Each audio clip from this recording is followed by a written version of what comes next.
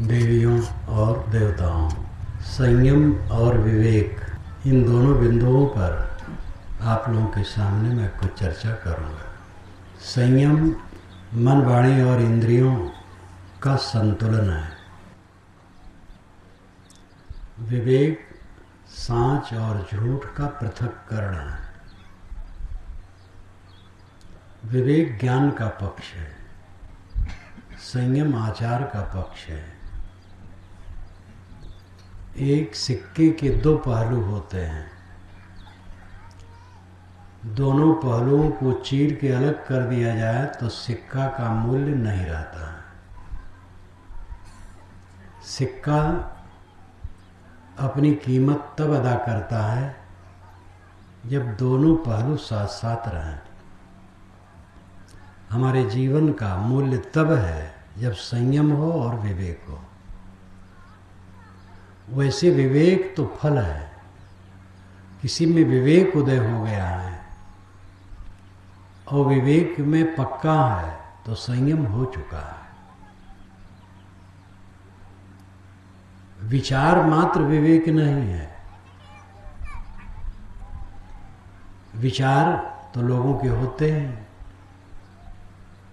सदाचार से रहना चाहिए विचार है, लेकिन सदाचार से रहना विवेक है। चावल और कंकड़ दो होते हैं, ये विचार है, और चावल कंकड़ को अलग कर देना विवेक है। विवेक ज्ञान का पक्ष है, उजाला है। संयम संतुलन है। सदगुरु कबीर ने कहा है, सदा रहे सुख संयम अपने, वसुधा आदि कुमारी। सदा सुख, अनंत सुख, शाश्वत सुख अपने पर संयम करने से होगा। सदा रहे सुख संयम अपने, अपने पर संयम करने से सदा सुख रहेगा, अनंत सुख रहेगा, शाश्वत सुख रहेगा। दूसरी तरफ साहब कहते वसुधा आदि कुमारी। वसुधा तो सदा से कुमारी है। ये कहने की क्या जरूरत थी? क्योंकि वसु के लिए ही हम पागल हो जाते हैं। वसुधा, वसु कहते हैं धन को, धा कहते हैं धारण करने को। जो धन धारण करे वो वसुधा। ये पृथ्वी धन धारण करती है। इसलिए सदगुरु कबीर ने कहा है, सबकी उत्पत्ति धरती, सब जीवन प्रतिपाल है। धरती सबकी उत्पत्ति की खानी है और समस्त जीवों का प्रतिपालक है। इसी में से पानी, इसी में से अनाज और फल, इसी में सोना चांदी, इसी में से पेड़ पौधे, इसी में से कोयला पत्थर, सब कुछ तो इसी में से निकलता है। इसलिए धरती को हम माता कहते हैं। वेद में लिखा है कि धरती के अंदर व्यंजन भरा थाल रखा है, तुम परिश्रम करो। कितना मीठा वचन है। धरती के अंदर में व्यंजन भरा थाल रखा है, परिश्रम करो, उससे निकलेगा। वसुधा, धन को धारण करने वाली ये पृथ्वी सदा कुंवारी है। ये ब्याही नहीं गई आज तक। एक रूपक है, कहानी है। एक स्त्री एक संत के पास गई और कही, आप मुझसे विवाह कर लीजिए। उन्होंने कहा, तुम्हारी क्या उम्र है? कहे, मेरी उम्र का पता नहीं, मैं अनादि काल की हूँ। कहे, आज तक विवाह नहीं हुआ? कहे, नहीं हुआ। कहे, क्यों नहीं हुआ? उसने कहा, जिससे मैं विवाह करना चाहती हूँ वो मुझसे विवाह नहीं करता है, और जो मुझसे विवाह करना चाहता है मैं उससे विवाह नहीं करना चाहती। तो संत ने कहा, मैं भी नहीं करना चाहता। ये रूपक जो वसुधा नहीं चाहता है उससे वसुधा चाहती है कि विवाह कर लो, और चाहता ही नहीं। और जो वसुधा को चाहता है उसको वसुधा नहीं चाहती। जो धन चाहता है धन उसको नहीं चाहता है, और जो धन नहीं चाहता है धन उसको चाहता है। इसका अर्थ हुआ जो धन चाहता है वो तृप्त नहीं होता, और जो धन नहीं चाहता है सब समय तृप्त है। आप कहेंगे ये तो परम विरक्त की बात हुई। परम विरक्त की बात नहीं, मनुष्य मात्र की बात है। आप मेहनत करो, खेत में, दुकान पर, कारखाने में, कहीं भी जहां आपका कार्य क्षेत्र हो, मेहनत करो और जो मिल जाए उसमें संतुष्ट रहो। तो आप धन नहीं चाहते, केवल कर्तव्य करते हो, तो सदैव आप धनी रहोगे। और जहां चाहे गरीबी मिट नहीं सकती। 100 गाड़ा धान हो जाए, 200 गाड़ा होता तो क्या पूछना। अब अगर 10 गाड़ा हुआ है, बहुत हुआ है, फिर धनी परिश्रम करे और सहजता से जो प्राप्त हो उतने में संतुष्ट रहे, वो धनी है। और जो चाहेगा वो धनी हो ही नहीं सकता, क्योंकि चाहना अनंत है। फिर इच्छा बढ़ती चली जाती है, घटती नहीं। केवट की पत्नी की कहानी आपको मैं सुनाता रहता हूँ। नदी के तट पर केवट रहता था, नौका चलाता था, गुजर करता था, मछली छल भी मारता खाता रहता था। कहते हैं वरुण जल के देवता। पुराणों ने वरुण को जल का देवता बना करके रखा, और वेद में वरुण नैतिकता का देवता। वेद में वरुण का बहुत महत्व है। मैंने वेद में, अपने वेद में उसका संदर्भ रखा है। वरुण नैतिकता का, नियम का देवता। पुराण के अनुसार वरुण देवता नदी के किनारे घूम रहे थे। उन्होंने केवट से कहा कि जो वर मांगना हो तू मांग ले, तू मेरे निकट रह करके बहुत दिनों से मेरी सेवा कर रहा है, नदी की सेवा कर रहा है। कहे महाराज खाना पानी तो हो जाता है, हर साल वर्षा में पूर आ जाता है, बाढ़, तो मड़ैया मेरी बह जाती है। तो एक ऐसा हो कि जरा ये मड़ैया पक्का पोख्ता हो जाए, बहाए ना। तो मड़ैया उसकी पक्का पोख्ता हो गई, मजबूत।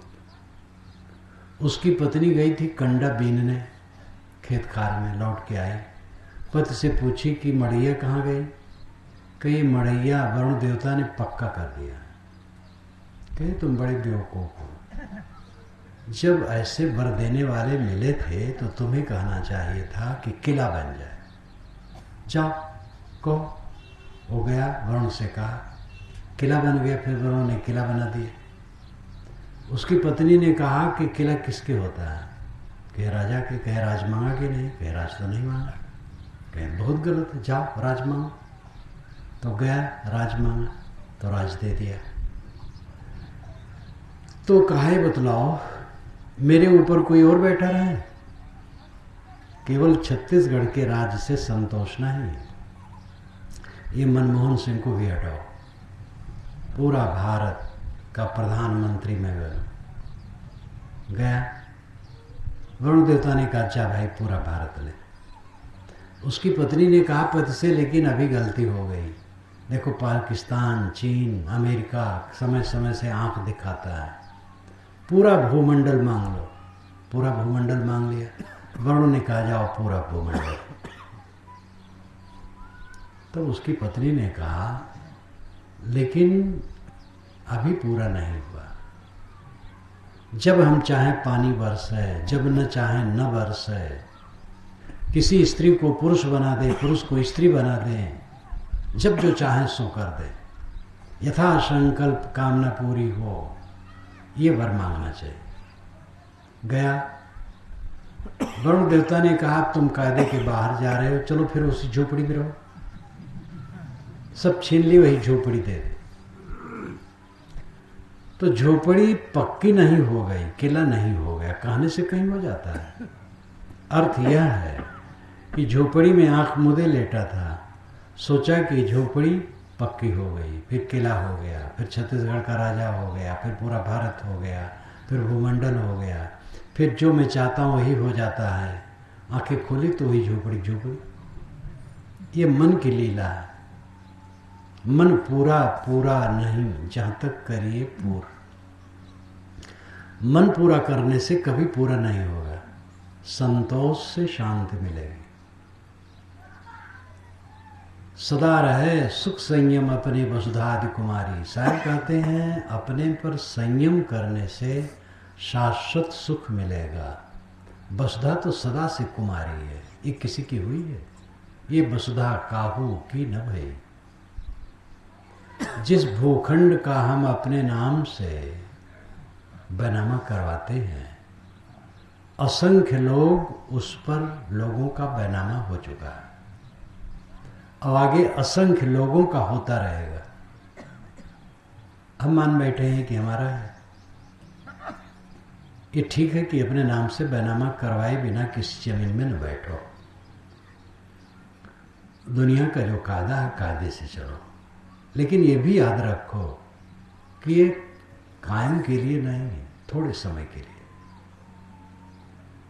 किसी का कुछ नहीं रहा है और किसी का कुछ नहीं रहता है और किसी का कुछ नहीं रहेगा।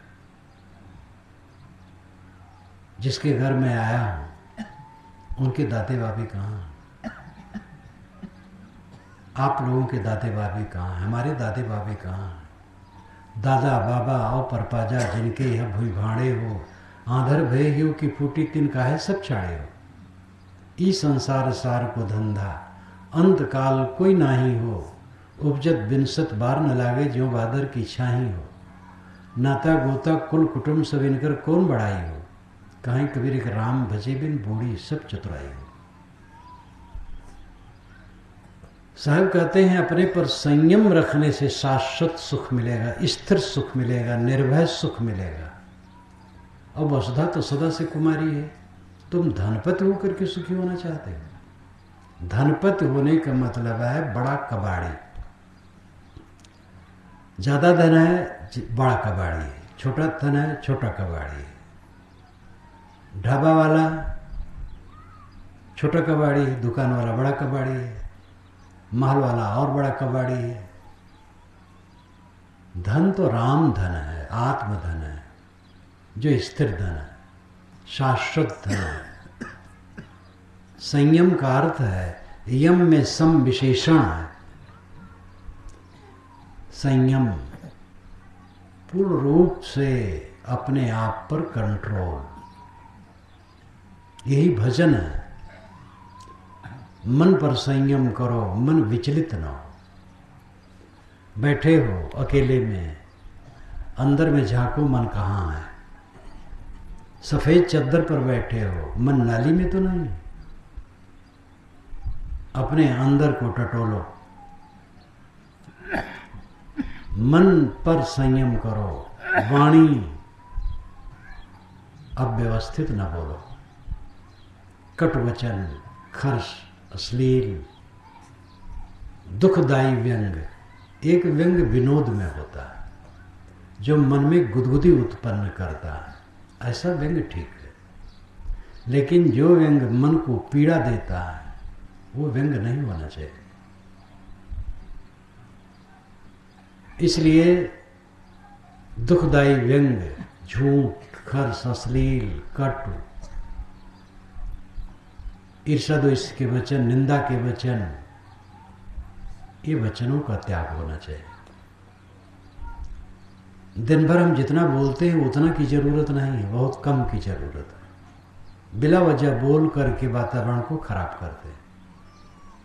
कितने घर वाले अपने परिवार में बोल बोल करके परिवार का वातावरण खराब कर देते हैं। कुछ न लेना न देना, खाना पानी है, कपड़े लत्ते हैं, घर द्वार है, रुपया पैसा है, सब कुछ ठीक है, लेकिन मुंह से ऐसा बोल दिए कि लोगों को तकलीफ हो गई, मन में दरार पड़ गई, फाटा फटिक पसाण जो मिले न दूजी बार। साहब ने कहा है जैसे पसाण फट जाए तो फिर नहीं मिलता। ऐसे ऐसे वचन होते हैं कि चित्त फट जाता है। विवेकवान का नहीं फटता, विवेकवान उसको सह लेता है और सह करके बोलने वाले के प्रति हित चिंतन रखता है। आदमी से भूल होती है, मुख से निकल गया, हमें पीड़ित नहीं होना चाहिए, लेकिन स्वयं ऐसा वचन नहीं बोलना चाहिए जिससे दूसरों को पीड़ा हो। वाणी पर संयम करो, सुबह से प्रतिज्ञा कर लो कि आज मैं ऐसा नहीं बोलूंगा जो दूसरे के लिए दुखदायी हो।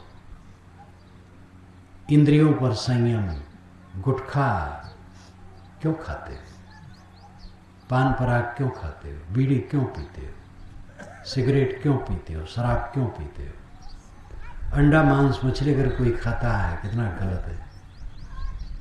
संयम करो अपने भोजन पर। एक डॉक्टर ने मुझसे विनोद में कहा कि पब्लिक जितना खाती है उसका आधा हम लोग खाते हैं। लोग ज़्यादा खाते हैं, बीमार पड़ते हैं, इसलिए हमें पैसे देते हैं। अगर सब संतुलित खाएं तो इतनी बीमारी रहे ही नहीं। ये बिल्कुल सच है। जैसे बोलने में अधिक बोल करके हम विकार पैदा करते हैं, वैसे खा करके अधिक शरीर में विकार पैदा करते हैं। जल्दी पचने वाला भोजन सदैव करना चाहिए। अंडा मांस मछली कभी नहीं छूना चाहिए। वेदों में कितने लोग आलोचना करते हैं कि वेद में तो मांसाहार का विधान है। बिल्कुल गलत है। वेदों में मांसाहार का विधान नहीं। वेदों में तो आहार के लिए सब जगह दूध दही घृत यव जौ है, ये और अन्न है, ये सब का वर्णन है खान पान के लिए। मांसाहार का विधान नहीं है। मांसाहार सदैव बुरा माना गया है और भारत ऐसा देश है, पूरी दुनिया में दुनिया के लोग आहार के विशेषज्ञ इसको मानते हैं कि भारत इसमें अग्रणी है। यहाँ ज़्यादा शाकाहार है।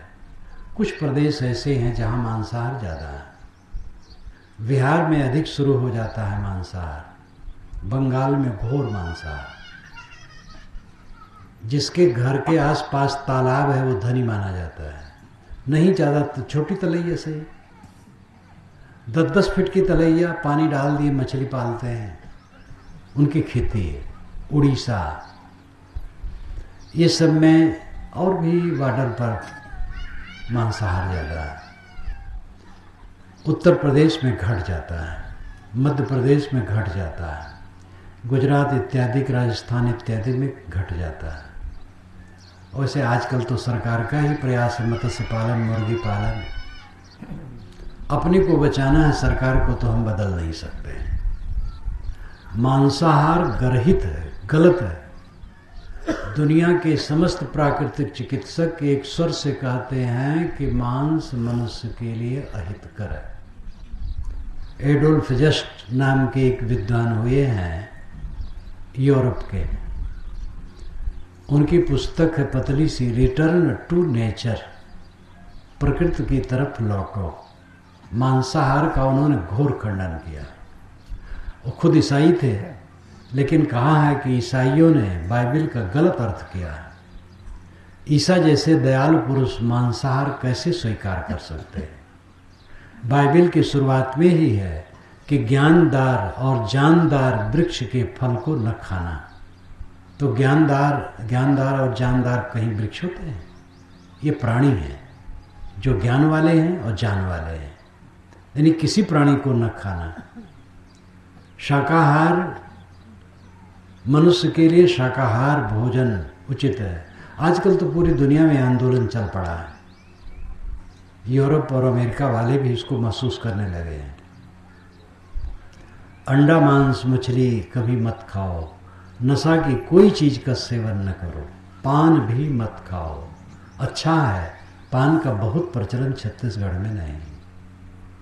भारत के कुछ कुछ क्षेत्रों में ऐसी गंदगी पान की है कि लोग जब आते हैं तो उनसे घृणा होती, मुंह लाल लाल।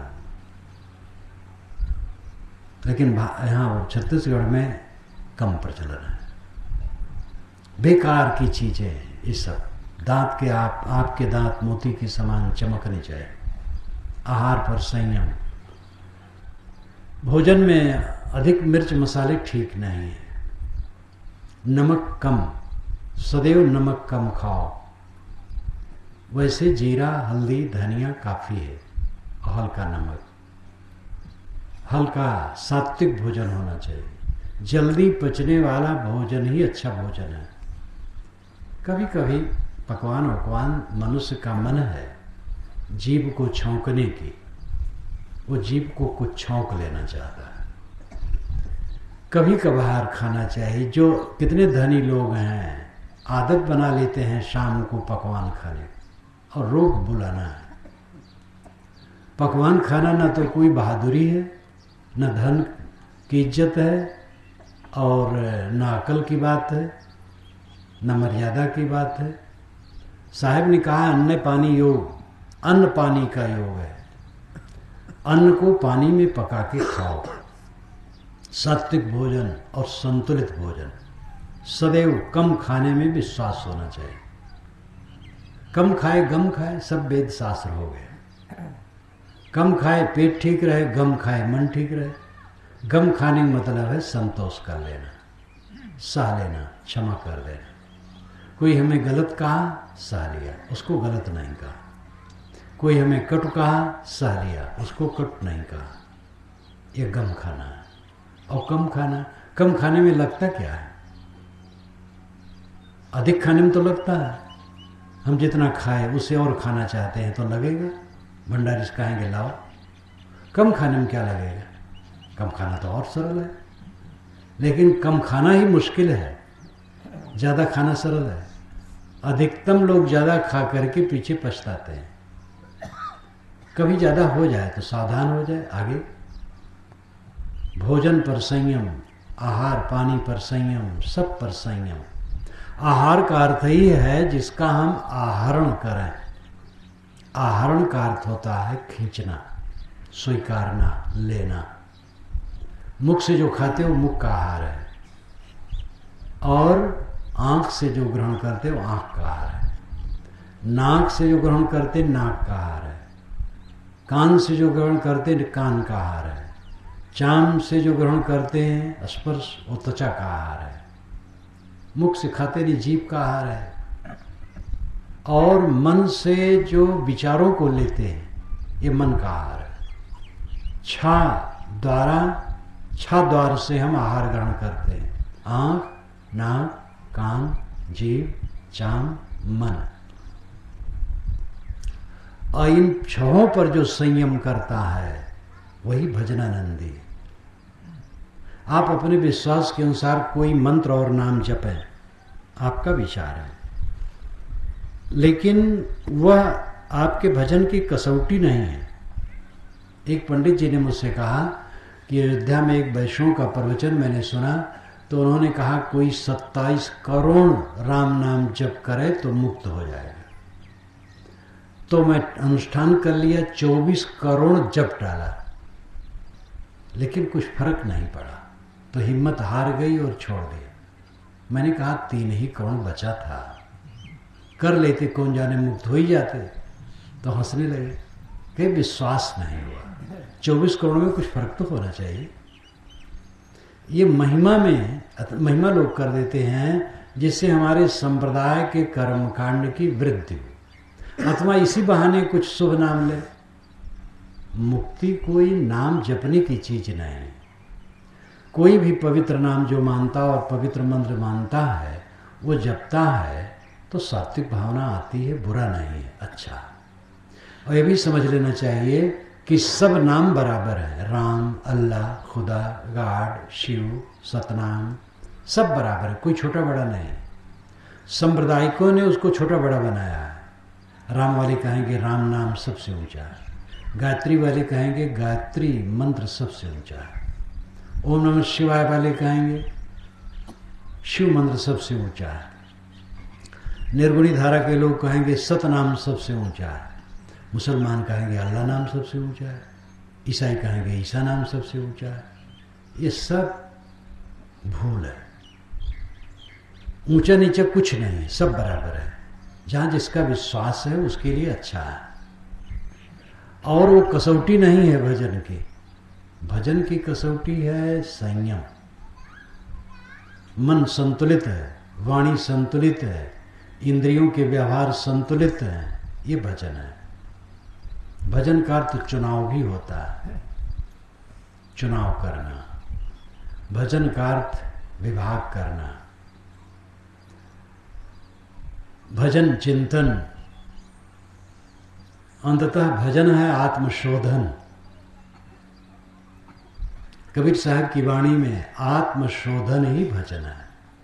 वैसे उन्होंने राम नाम जप कहा, क्योंकि सदगुरु कबीर जब अपनी वाणी बोल रहे थे तो उसके कम से कम 400 वर्ष के पहले से राम नाम जप का प्रचार हो चुका था, और उसके 1000 वर्ष के पहले से हरि नाम जप का प्रचलन हो चुका था। गुप्त काल में हरि नाम जप शुरू हुआ है।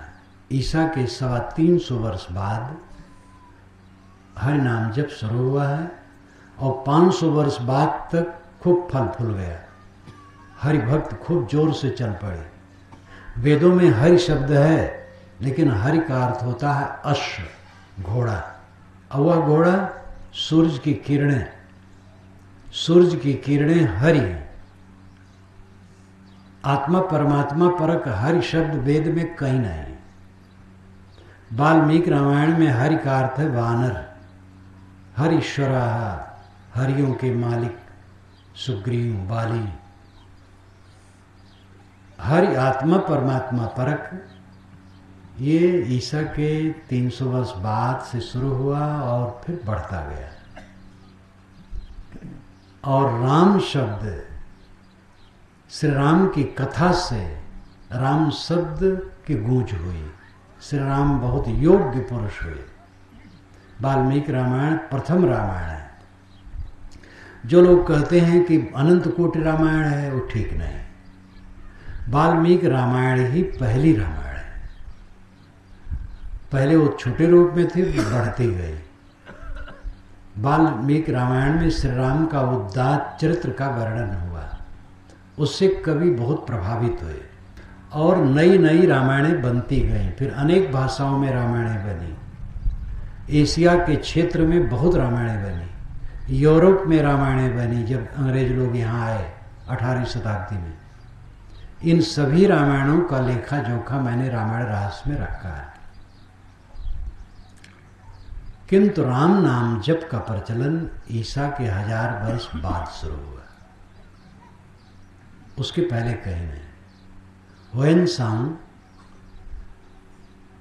ईसा की 7वीं शताब्दी के आरंभ में आए हैं।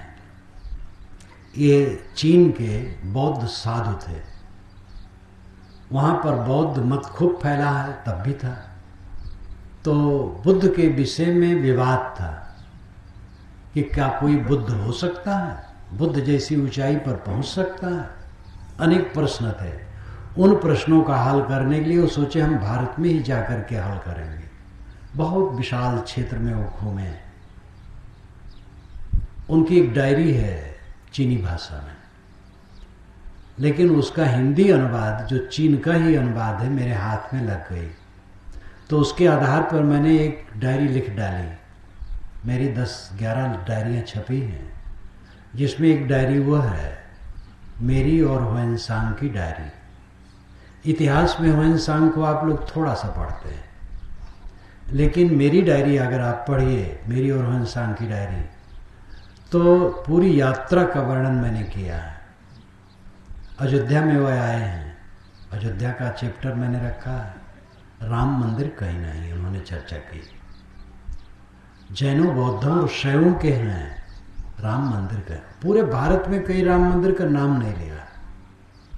रामानंद संप्रदाय के भगवताचार्य महाराज, जिनका शरीर छूटे अभी 30-35 वर्ष हुआ होगा, संस्कृत और वेदों के प्रगाढ़ पंडित थे ही, अरबी के, इंग्लिश के, अनेक भाषाओं के विद्वान थे। उन्होंने लिखा है, मैं जहां जाता हूं राम की मूर्ति पर ध्यान देता हूं तो 10वीं शताब्दी के पूर्व की कोई मूर्ति मैं चाहता हूं मिलती नहीं, 12वीं 13वीं शताब्दी के इधर से मिलते हैं। ये जो विद्वान है रामानंदी वो भी जानते हैं। तो राम नाम जब ईसा के 1000 वर्ष बाद शुरू हुआ। वाल्मीकि रामायण में एक पंक्ति में कहीं नहीं लिखा है कि राम नाम जप करने से कल्याण होता है या राम नाम जपना चाहिए, कहीं नहीं लिखा। 1000 वर्ष बाद ईसा के शुरू हुआ। और कबीर साहब जब वाणी बोल रहे थे तब तक राम नाम जप काफी पक गया था, तो उन्होंने राम नाम जप लिया और राम का अर्थ उन्होंने अंतरात्मा दिया, क्योंकि वही राम सार्वभौमिक है। कबीर का कोई बिंदु एक देशी नहीं है। जैसे जात, मानव की एक जाति है, जात छोट बड़ी है ही नहीं, सार्वभौमिक दृष्टि है। कोई मनुष्य ज्ञान का अधिकारी नहीं है, ये पाप पूर्ण वचन कबीर नहीं मान सकते हैं। वेद में अधिकारी नहीं है, ज्ञान में अधिकारी नहीं है, सन्यास में अधिकारी नहीं है। शूद्र कहे जाने वाले लोग न वेद पढ़ सकते हैं, न सन्यास ले सकते हैं, न और धर्म कृत कर सकते हैं, ऐसा बीच के पंडित लोग कहते हैं करीब 2500 वर्षों से। उसके पहले ऐसा नहीं था। वेदों में कहीं नहीं लिखा है कि वेद के अधिकारी फलाने हैं फलाने नहीं, सब हैं। ये बीच में गड़बड़ की है और स्वामी शंकराचार्य ने और उस पर जबरदस्त कर दिया। इसलिए जितने शंकराचार्य कहलाने वाले आजकल हैं वही लकीर पीटते हैं, जो बिल्कुल वेद विरुद्ध है। वेद के मंत्रों के रचयिता तो शूद्र कहे जाने वाले बंधु भी हैं, स्त्रियां भी हैं। मैंने अपने वेद की भूमिका ही में इसको नंबर दे दे के लिखा है। ये घोर आश्चर्य होता है कि कैसे दिमाग इन लोगों का कैसा फिरा हुआ है।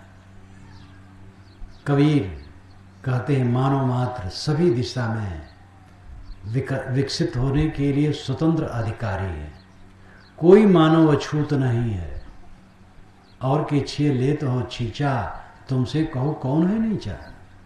साहब कहते हैं पंडितों, और के छूने से तुम पानी छिड़क करके ओम अपवित्र अपवित्र हुआ करते हो, तुमसे कौन नीचे। ये फटकार। कबीर का विचार इस 20वीं शताब्दी में स्वतंत्र भारत में कानून के रूप में ढल गया। ये पंडितों के विचार कानून में नहीं आए। चाहे वर्ण व्यवस्था के पक्षधर लोकसभा भवन, राज्यसभा भवन और विधानसभा भवन में बैठे हो, लेकिन वो एक कबीर विचारों के अनुसार कानून बनाने के लिए विवश हुए, और आज भी विवश हैं। ये कबीर विचारों की सबसे बड़ी विजय है। उनका जितना बिंदु है सार्वभौमिक, मानो एक जाति, धर्म एक, शील और संयम। राम वह जो सब में है। राम केवल श्री राम में नहीं, रावण में भी, हमारे में भी, आप में भी, और कुकुरी के पूत में भी। कहाँ कबीर ये हरि के पूता, राम रमे ते कुकुरी पूता। राम तो कुकुरी के पूत में भी रमा।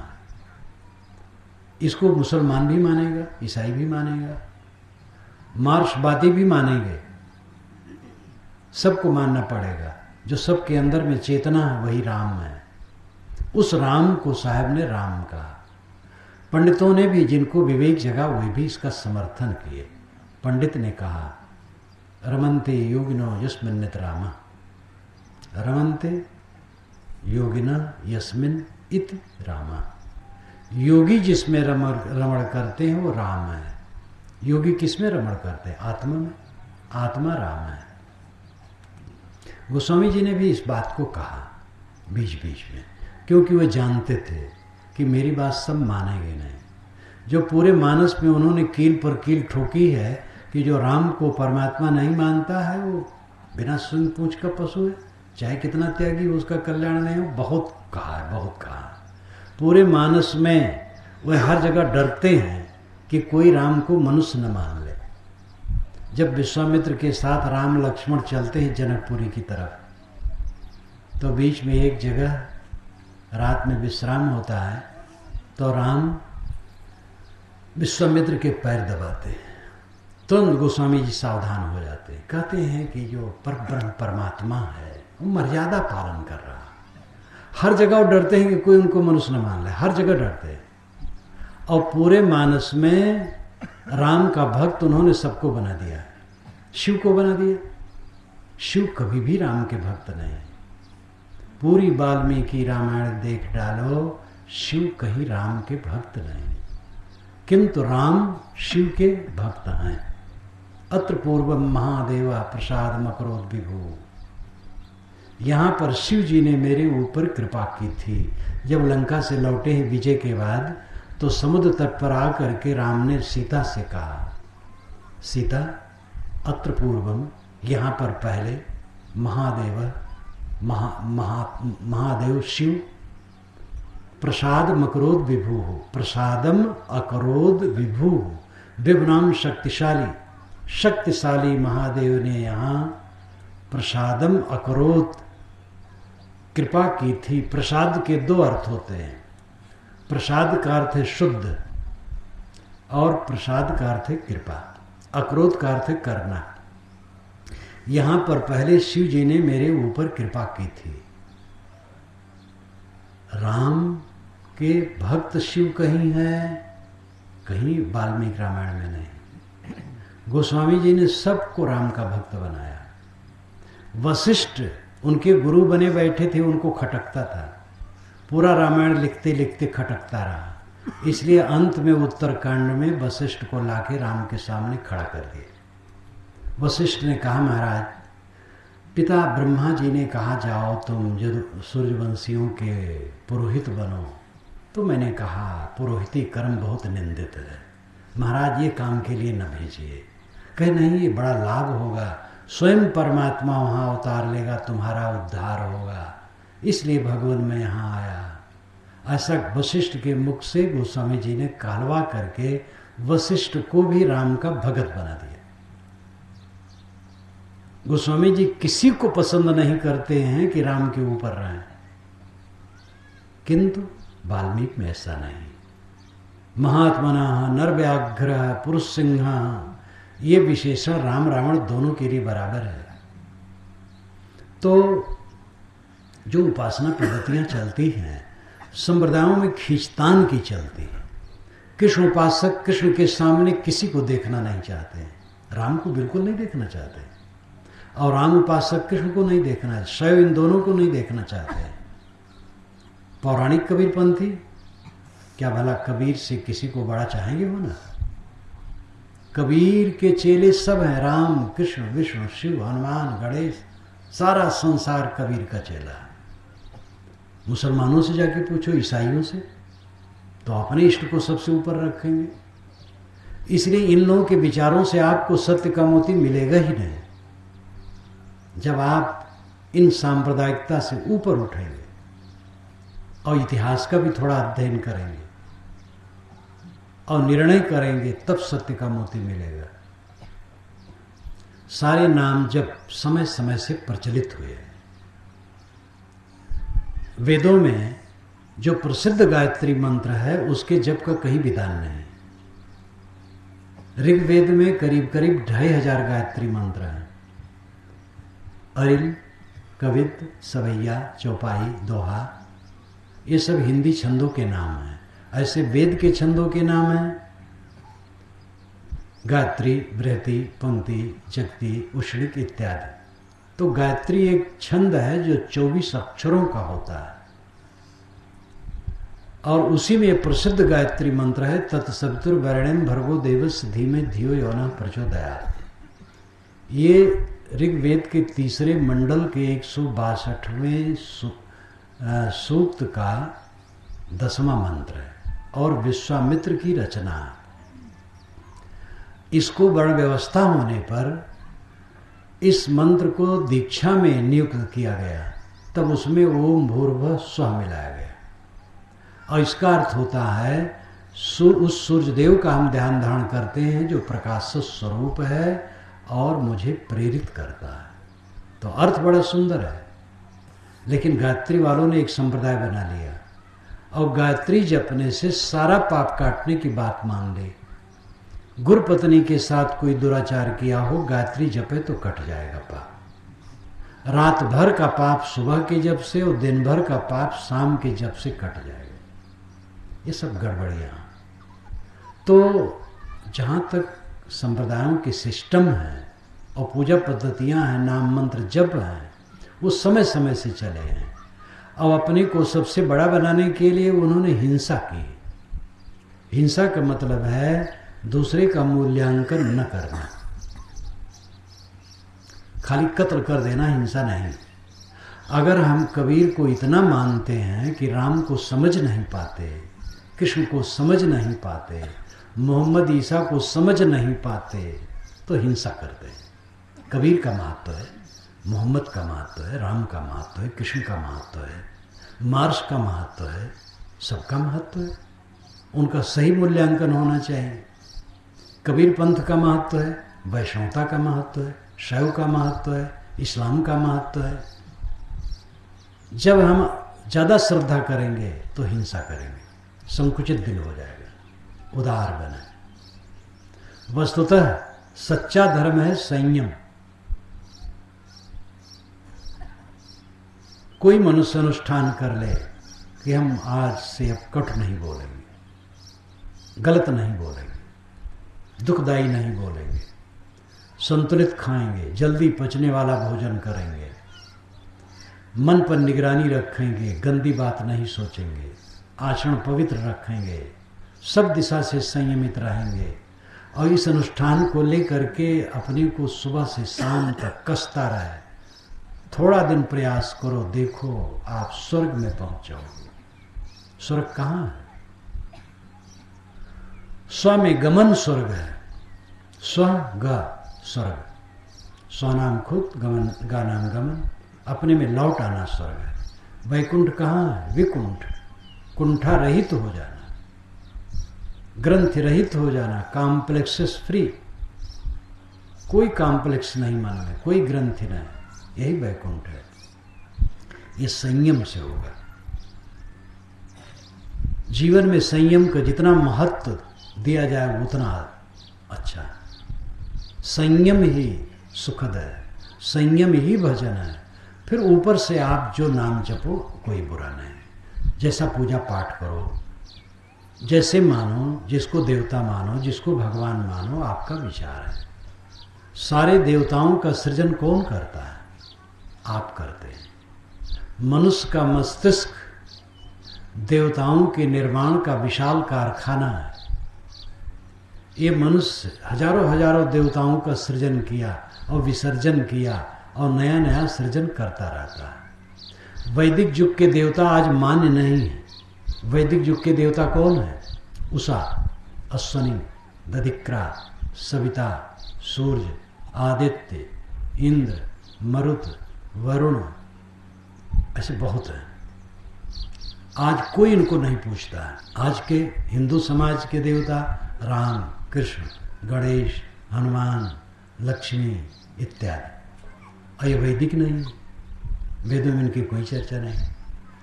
राम नाम है, रामा कृष्णा नाम की औषध है। राम नाम के एक राजा हैं जो धनपति हैं, लेकिन यही राम है कि दूसरे ये पता नहीं। और इस प्रकार है, लेकिन कहीं ये सब देवता के रूप में नहीं। संतोषी माँ एक नई देवी जो फिल्म वालों ने दिया, आज से 50 वर्ष हो गए होंगे। यहाँ वहाँ जहाँ तहाँ मत पूछो कहाँ कहाँ है संतोषी माँ। नए नए देवता बनते हैं। खोड़र देवता कौन देवता है। गाड़ी वाले बहुत देवता बनाए रहते, गाड़ियों में लिखे रहते हैं। आज अभी दशहरे में महत्व श्री राम का ज़्यादा था, अब दुर्गा जी बढ़ रही है।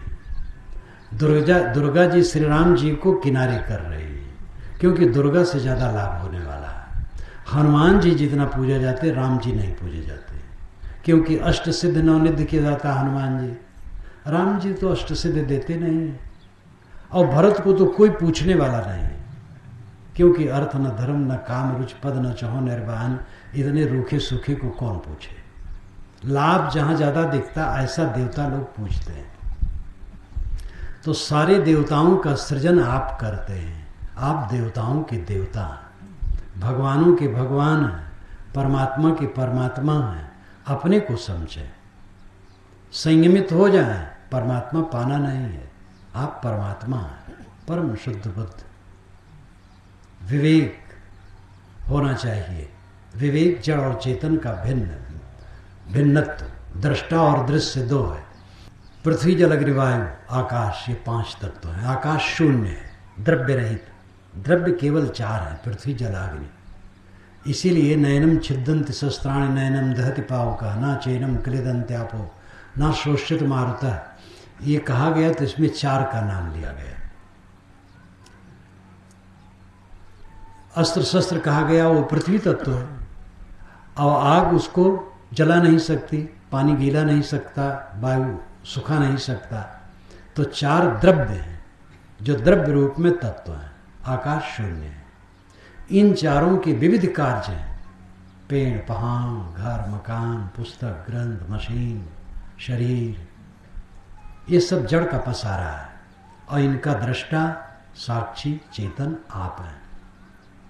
दृष्टा दृश्य 2 है, एक नहीं है। दृष्टा चेतन होता है, दृश्य जड़ होता है। दाल भात को रोटी सब्जी नहीं खाते हैं, रोटी सब्जी दाल भात को नहीं खाती है। पीढ़ा और गिलास भी उसको नहीं खाते हैं। भोक्ता सदैव चेतन होता है, जड़ नहीं। मिट्टी पानी आग हवा में एक को कौन दूसरा भोग करे? दाल भात रोटी सब्जी में कौन किसको खाए? खाने वाला चेतन होता है। चेतन दृष्टा है, आप चेतन हैं, और जड़ दृश्य है। दृश्य से लौट करके अपने दृष्टा स्वरूप में स्थित हो जाना, ये विवेक है। निर्छीर विवेक, हंस निर्छीर विवेक करता है। हंस अहम सह, संस्कृत में होता है अहम सह। आप कागज पर लिख लो अहम सह, और उसके बाद आ को काट दो, और सा के आगे जो विसर्ग लगा है 2 बिंदु खड़े खड़े, उसको काट दो, तब क्या होगा? हंस। अहम सह का संक्षिप्तीकरण हंस है। अहम सह का अर्थ होता है अहम नाम मैं, सह नाम वह, मैं वह हूँ जो चाहता हूँ। इसका अर्थ है मैं जिस ब्रह्म को, जिस परमात्मा को, जिस निर्वाण को, जिस कल्याण को चाहता हूँ, वह मैं हूँ।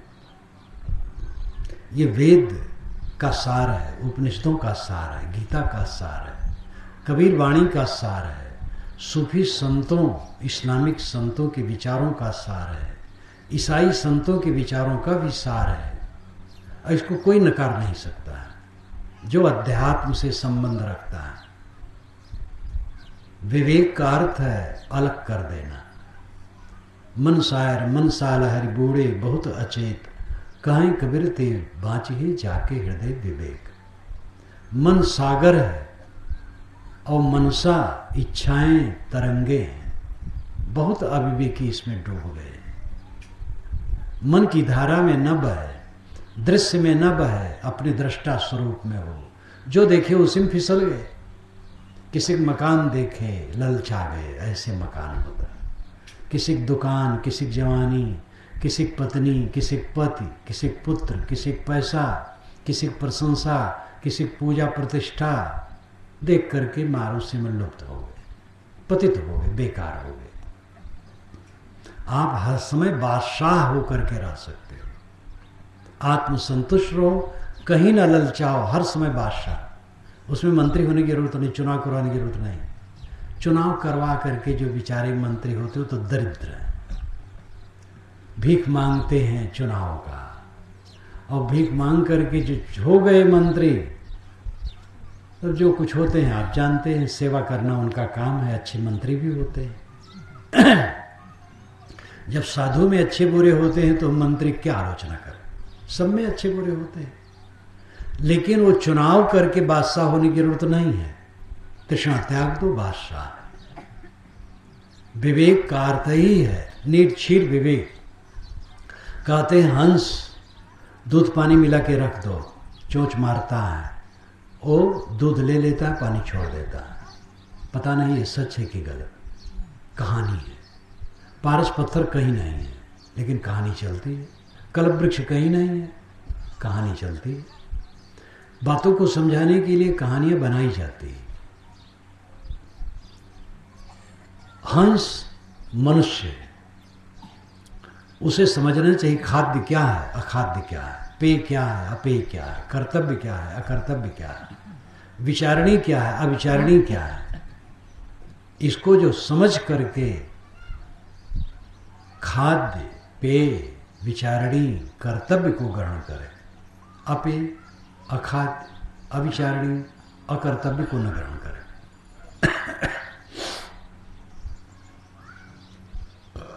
बाहरी कर्मकांडों पर गोस्वामी जी ने भी विनय पत्रिका में कहा, माधव मोह पास किम टूटे, बाहर कोट उपाय करिए भी अंतर ग्रंथ न टूटे। घृत पूर्ण कटाह अंतर्गत सस प्रतिबिंब लखावे, ईंधन अनल लगाए कल्प सत औटत नाश न पावे। तर कोटर मारा विहंग तर काटे मरे न जैसे, साधन करी विचारहीन मन शुद्ध होए नहीं तैसे। अंतर मलिन विषय बस मन तन पावन करिए पखारे, मरे न उरक अनेक जतन बल्मीक विविध विधि मारे। तुलसीदास हरिगुर करुणा बिन विमल विवेक न हुई, बिन विवेक संसार घोर निधि पार न पावे कोई। माधव मोह पास किम टूटे, हे भगवान ये मोह का बंधन कैसे टूटे। बाहर कोट उपाय करी अभी अंतर ग्रंथ न टूटे। बाहर बहुत कर्म कांड में उलझ जाते हैं हम, लेकिन अंदर की गांठ कटती नहीं, अंदर का मोह मिटता नहीं। घी से कड़ाह भरा है, चंद्रमा की परछाई उसमें पड़ती है, नीचे से आग और ईंधन जला करके लगा करके उसको औंटते हैं, लेकिन परछाई मिटती नहीं। सैकड़ों अरबों कल्प तक औंटते रहो, परछाई मिटेगी नहीं। जब तक तेल है परछाई न मिटेगी। तर कोटर मारा विहंग तर काटे मरे न जैसे। पेड़ के खोड़ले में पक्षी है, पेड़ के काटने से वो नहीं मरेगा, निकाल के मारो तब मरेगा। शरीर के अंदर में विकार है तो शरीर को जला रहे हो, सुखा रहे हो,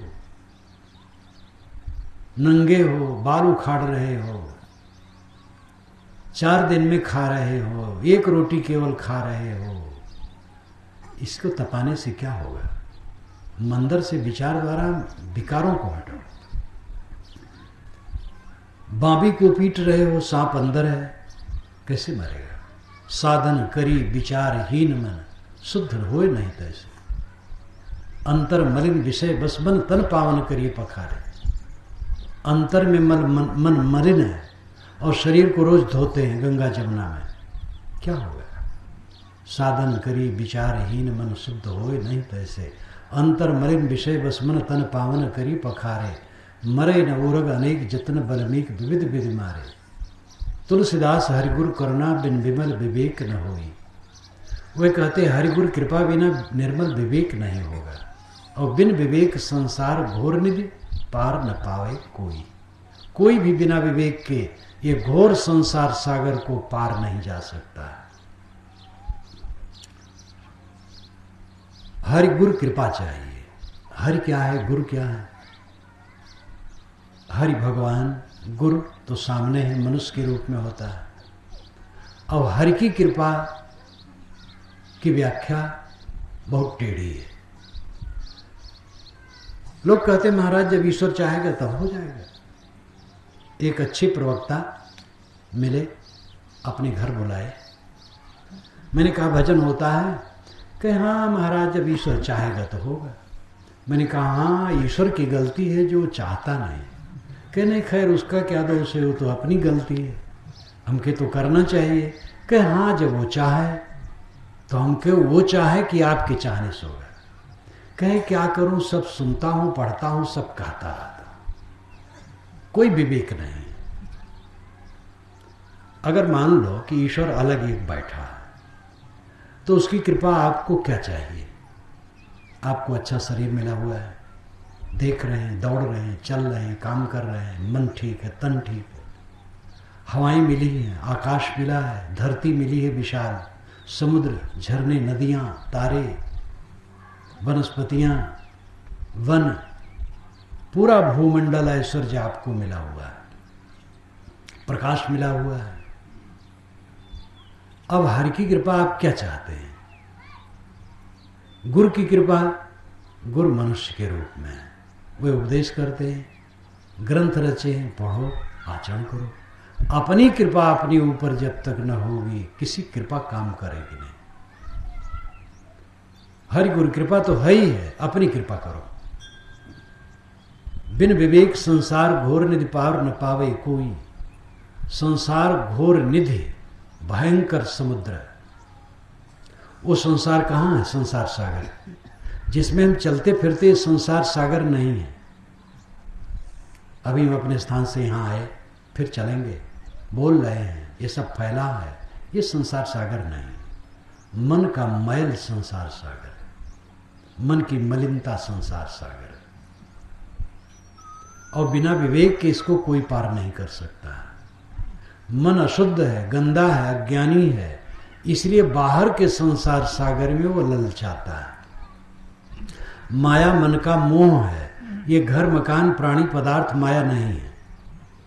जिनका विवेक जागृत है उनके लिए सब कोई माया बनता ही नहीं, और जिनका विवेक जागृत नहीं है सब माया बन जाता है। मोह का आलंबन प्राणी पदार्थ परिस्थित है, इसलिए प्राणी पदार्थ परिस्थित को भी हम माया कहते हैं, किंतु वस्तुतः माया है मन का मोह, मन का अज्ञान। संसार सागर, आशा नाम नदी, मनोरथ जला, तृष्णा तरंगाकुला, राग ग्राहवती, वितर्क भेगा, धैर्य दुर्मध्वंसनी, मोहावस्तु दुस्तराति गहना, प्रोक्तुम चिंता तटी, तस्या पारगता विशुद्ध मन सो नंदत योगीश्वरा। ये भरथर जी ने वैराग शतक में कहा है। आशा नाम की भयंकर नदी है, इच्छाओं का उसमें जल भरा हुआ। आशा नाम नदी मनोरथ जला, तृष्णा तरंगा कुला, और तृष्णा की उसमें तरंगे हैं बड़ी बड़ी। राग ग्राहवती, राग ग्राह है, वितर्क विहेगा, द्वैष उसमें विषैले पक्षी है। धैर्य द्रुम ध्वंसनी, आशा नाम की नदी हमारे धीरज के रूपी वृक्ष को उखाड़ करके फेंकने में लगी है। धैर्य द्रुम ध्वंसनी, मोहावस्तु दुस्तरा, मोह अत्यंत दुस्तर भंवर है। प्रोक्तुम चिंता तटी, और चिंता तट, जो मन में चिंता होती है यही उसके लिए तट है, चिंता तटी। तस्या पारगता विशुद्ध मन सो नंदत योगीश्वर, इसको वही पार पाता है जो विशुद्ध मन का, निर्मल मन का जो है वो इसको पार कर पाता है। राम का भक्त कार पर पाता कि कृष्ण का कि कबीर का, ऐसी बात नहीं, निर्मल मन का। फिर राम का भक्त हो, कबीर का भक्त हो, कृष्ण का भक्त हो, मोहम्मद का भक्त हो, किसी का भक्त हो, निर्मल मन हो। बिन विवेक संसार घोर निधि पार न पावे कोई। विवेक पूरा प्रकाश है। साधना करते करते जब आसक्ति पूर्ण रूप से ध्वंस हो जाती है तब विवेक का प्रकाश माना जाएगा। किसी स्थिति में विचलन न होना विवेक का प्रकाश है। और ये संसार स्थिर रहने वाला है। महाअहंकार है हमें उन्नति का, इतना धन बढ़ गया, इतना मकान बनवा लिए, इतनी गाड़ियां खरीद लिए, और इतने बाल बच्चे हो गए, गुरु बाबा लोग इतना बड़ा आश्रम बना लिए, इतने चेले हो गए, इतना प्रचार हो गया। सब परिवर्तनशील है, कुछ स्थिर नहीं, कुछ रहने वाला नहीं। और अंततः आंख ढपी और सब गया। किसी का क्या है? विवेक जिसका निरंतर जागता है, क्लेश की कोई बात जीवन में रह नहीं जाती।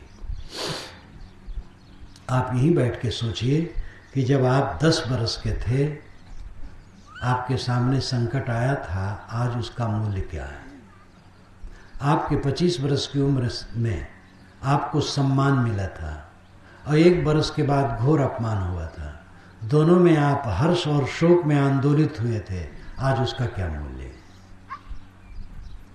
कल तक, दोपहर तक, आज, अभी इस क्षण के पहले जो आपके हान लाभ थे, अब कहाँ है? सब भागा जा रहा है, कुछ नहीं रहेगा।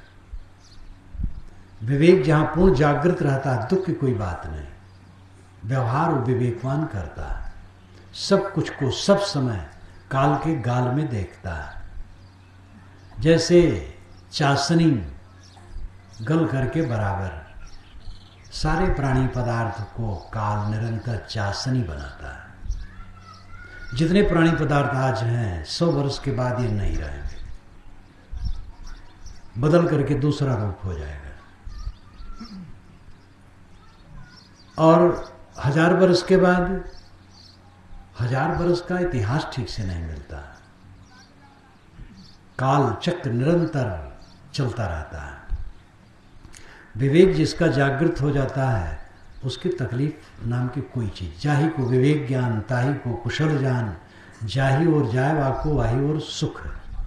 विवेक का अर्थ ही है पर को छोड़ करके स्वामी स्थित हो जाना। अध्ययन के केवल 2 विषय हैं, पर और स्व और पर। स्व नाम खुद, पर नाम दूसरा। स्व आत्मा है और पर प्रकृति है, 2 ही विषय हैं। परमात्मा आत्मा से कहीं अलग कुछ नहीं है। किसी को परमात्मा मिलता नहीं है, किंतु बिछुड़ा ही नहीं है तो मिलेगा क्या? वो आत्मा ही परमात्मा है। समझना है, ठहरना है, लौटना है अपने में। सारे विचारों को छोड़ दो, सारे संकल्पों को छोड़ दो, अपने आप में शांत हो जाओ, परमात्मा मिल गए। आत्मा परमात्मा है।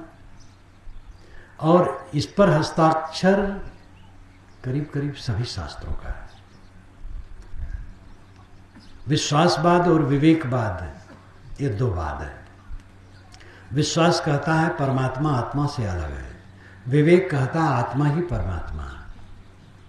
लेकिन अंत में विश्वासी भी विवेकी बनता है।